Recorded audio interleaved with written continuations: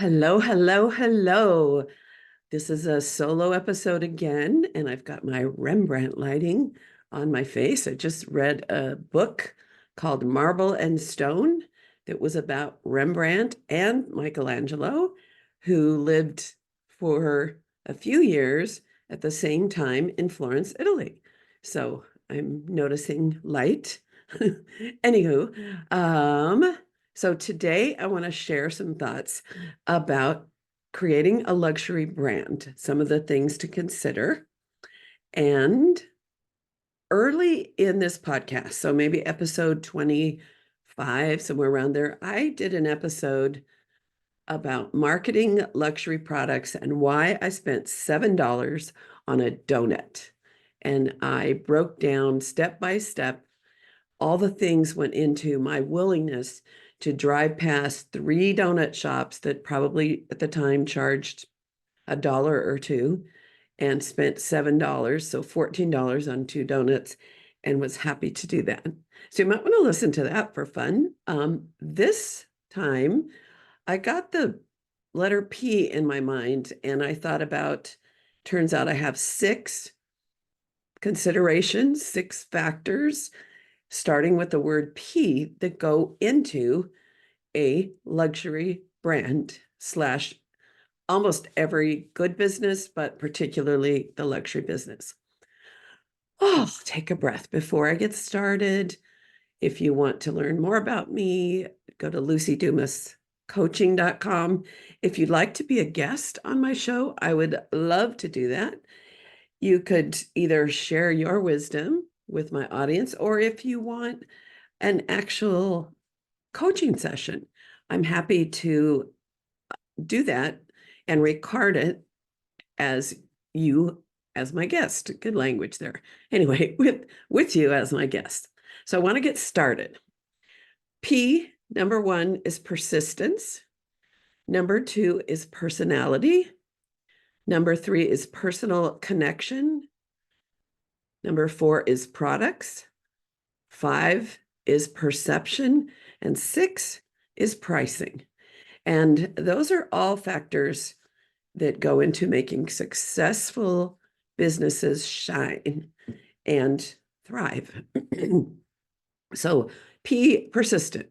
So, I've been in this business over 40 years, and you might guess I've seen a lot of people come and go in the industry. I've seen people with great dreams thrive for a time, but then fade away. I've seen people who started with moderate goals, steadily continue persistently doing what it took to make things go and are still around. And there's a book you might want to read called Grit, or my daddy used to call it stick-to-itiveness. And I wanted to give you a little definition first, and I've lost that. So hang on, because I'm persistent about this topic. One sec. Okay, here we go. Persistence is insistent, continuing despite difficulties, opposition, or encouragement, although, oh, never mind that. This was like a quote, as in, continuing despite difficulties, opposition, or discouragement. Although his first attempts were singularly unsuccessful, he was persistent in his pursuit of his career in rock music. So persistence is, my daddy would have said, stick-to-itiveness, continuing to do the things, learn the things, show up, encourage yourself, find help, find encouragement, not giving up. So that to me is the number one required attribute, is that you can stay with things and you keep trying. And yes, we can get discouraged, we can get frustrated, but not giving up is highly recommended. So, as I was saying, I've seen lots of people fall away and lots of people thrive. As a coach and also with my friends and other people I've watched from afar, I've noticed the ones that keep showing up over and over and keep adjusting to what happens in business. They're the ones that reach their goals and continue to stay at a place of success. Let's see. So, with a luxury brand, I find that a lot of times people don't start out that way. Now, you certainly can. And I have a friend that he started his business getting a studio in the most luxury shopping street in the what's called North County coastal area of San Diego, and his decor and all the things that I have on the rest of my P words here. He started out like that. He didn't have to grow into it. But a lot of us do need to grow into it, and that's okay too. Just keep showing up. Okay, personality. Personality refers to the enduring characteristics and behaviors that comprise a person's unique adjustment to life. So, what are some of the things about personality we might want to think about?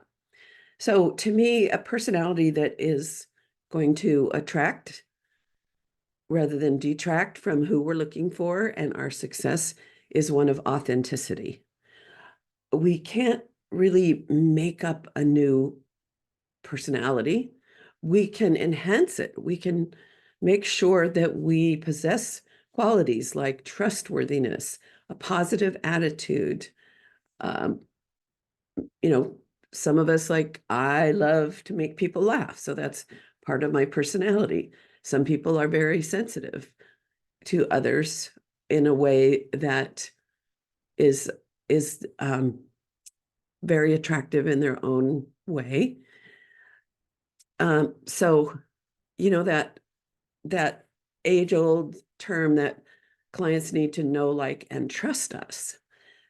A part of that comes from our personalities. Similar to that, and maybe it's using our personalities, is our personal connection. And one thing to understand, especially with a luxury business, I think, is we are selling ourselves, especially as artists or craftspeople of a personal brand. Sorry, I still have that little cold. Is we're selling that experience of us. We're selling our time. Two people could have the exact same products, like they could shoot over each other's shoulders and have everything the same. But if their attitudes, their personality, the way that they connect with others, personal connection is a genuine bond between two people that has depth more than small talk. It makes the person feel seen and heard and known. So the one that wins in, let's say there's a job and people are comparing you with someone else. The one that wins, if all things being fairly equal, is the one that makes that person feel seen, comfortable, important, that there's a connection, there's a professional friendship. I've experienced that in stores. When I purchased my very expensive latex bed, there were 3 stores that actually sold almost the identical products. But the one that I went with was the one that listened to me and let me share my challenges of sleeping. And I felt like really cared about me when I called and said, "This is Lucy," or Lucy Dumas. They'd be like, "Oh, yeah, Lucy." So connecting with others, I think, can be about 90% of the deepest kind of success, as long as we're competent photographers and keep growing and improving. It's that connection that, especially for those of us who offer high-end products and a lot of personal service and want people to write us checks for many thousands of dollars, that connection is something that not everybody in our industry offers. So go for the personal connection. Okay, what else? Do, do, do, do, do. Um, okay, so we have to have products that people are going to enjoy. One thing I see early on is people offering too many things. And like when I'm choosing a professional photo lab, I'm not drawn to the one that sells what I call trinkets, um, cards and boxes and keychains and all kinds of things that you can do, coffee mugs, things that you can do with photographs. I'm looking for the one that has a few stellar products that my clients are going to love. And it's the same with a photography studio. We don't want to confuse them with too many things. And also, we want what we value the most to be right up front and easy for people to understand and purchase. Think about if you've ever been to a cheesecake factory, they've got a menu that like you can pull a muscle just lifting it. And there's so many pages and pages and pages of options, and they all sound delicious. But I know that they can't all be done by a chef with that beautiful attention to detail because there's too many things on the menu. Whereas a beautiful restaurant that's gourmet that has a chef and maybe the simplest menu in the world. Maybe they have 6 items and it's printed out just on paper in a lovely folder. That connotes luxury. So simplicity is luxury. If you look at logo designs, which I've got a P word for that, the ones that are really clean and simple make you feel like that's probably expensive and worth it. So think about what you're offering. And especially if you can offer, like I love offering the handmade true canvas where it starts out as a photograph and it's heat sealed onto an artist's canvas because it it looks more like a painting and it's easier to explain why purchasing wall art from me is something that they will need to do because they can't get these products. It's only available for professional photographers, and only a handful of labs are still doing that. Now, if you've listened a lot, you know I love Mid-South Color Lab. I also love Guild Canvas. There's a few others. I think Bay still does the true canvas. So think about your products and what your clients, especially those luxury clients, will love. Let's see. I want to go back to personal connection. Uh, no, I'm just going to say I need a P word for high service. So I may not have that. Okay, we'll put it into branding. So we've got the products. The next one is perception.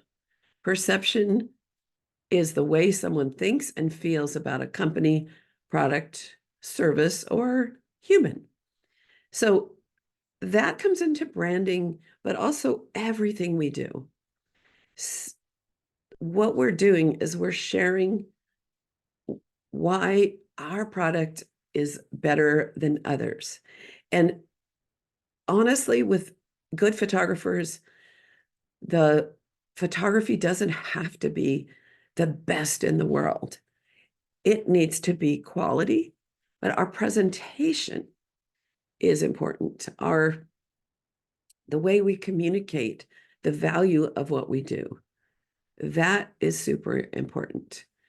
The logo and colors and all of those subtly communicate our our place in the world and the the branding, all of that is important. If you use colors like McDonald's, the yellow and red, the perception is this is an inexpensive place that you're going to get in and out of.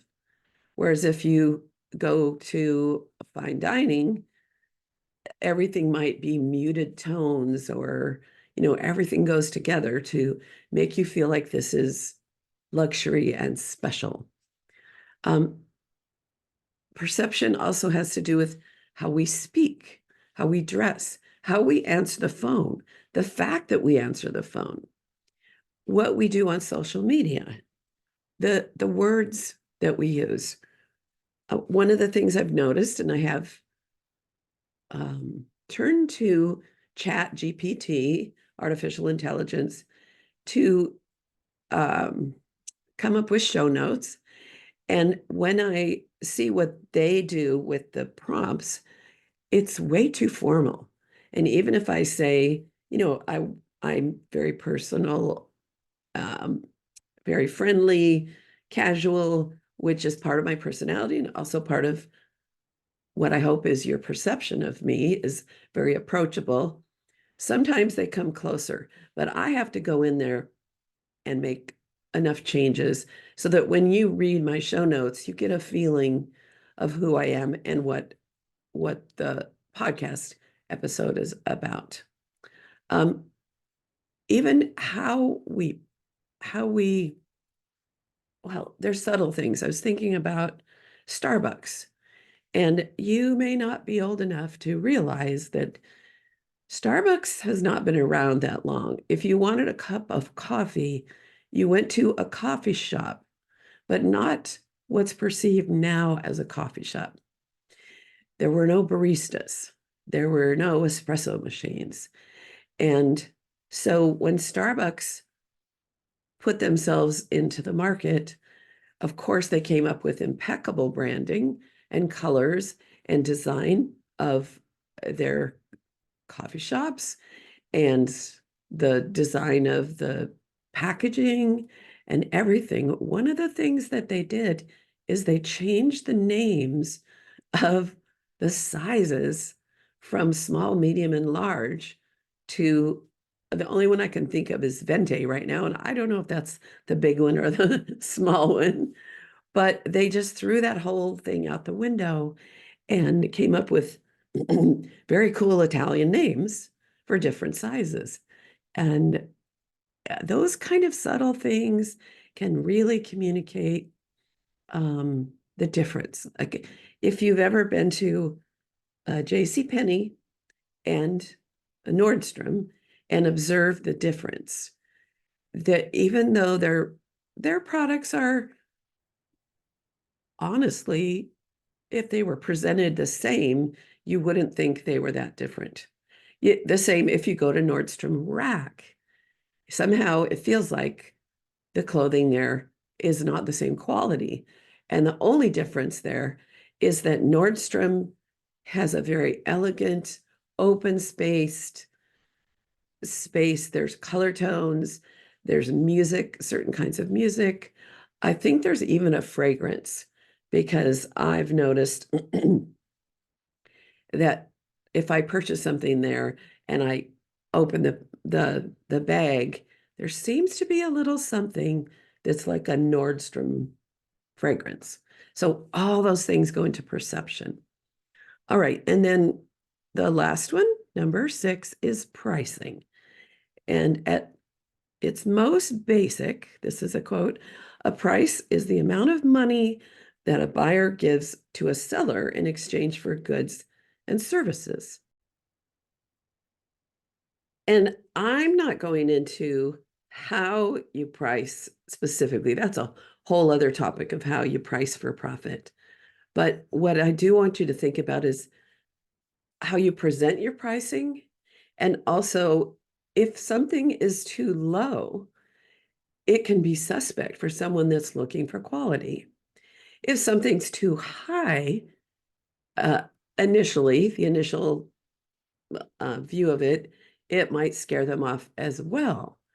But also how you present it, um, the like if something says 99 at the end, if something's uh 49.99, I'm going to think it's not the same quality as something that's $500.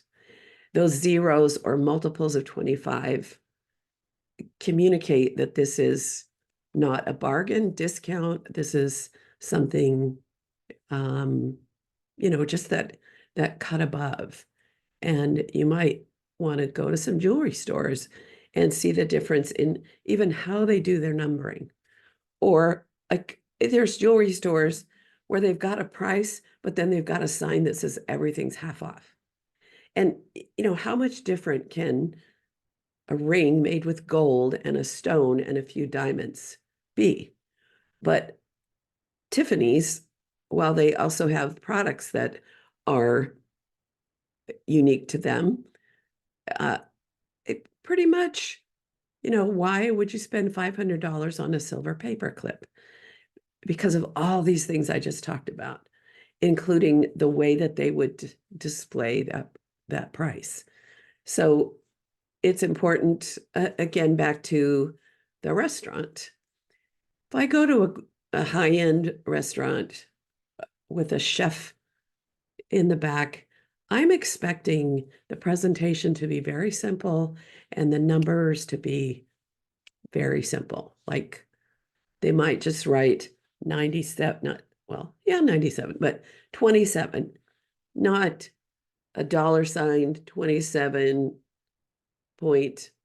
$27.25. So there's these just elegance and luxury. There's so many levels. There's so many, what would you call it, like dog whistles that people don't even know they're noticing, but we all do it. We can't help it. How we're dressed. Did I go? That's in perception. Um, so I was thinking about with pricing. Okay, so there's this little makeup uh, company that sells a lot of samples of different items, try it things, and something will be $5, but regular price might be $25. And I've noticed for myself that even though this one might be $5 marked down from $8, my belief, my, little subtle something in my brain thinks the one that is $5 marked down from 20 or $25 is going to be a better product. Or where it's sold. If I buy something at CVS versus, let's go back to Nordstrom, they could be the identical product. In fact, I think, oh, no, I can't remember. But there's a drugstore brand of skincare that is the same as Lancome, but and as soon as I click off, I'll remember it. So sorry about that. Anyway, they're made in the same factory. I just was listening to something where I heard that there's zillions of products and they're made by a handful of companies. So they're made by the same companies, but through all these things that I've talked about, pricing, perception, persistence, products, and all of the above, we pay different prices and imagine different quality based on all those factors. So I hope this has been helpful, and sorry about my scratchy voice, but if I don't jump on today, you won't have a show this Wednesday. So it's late afternoon, got the sunshine coming in.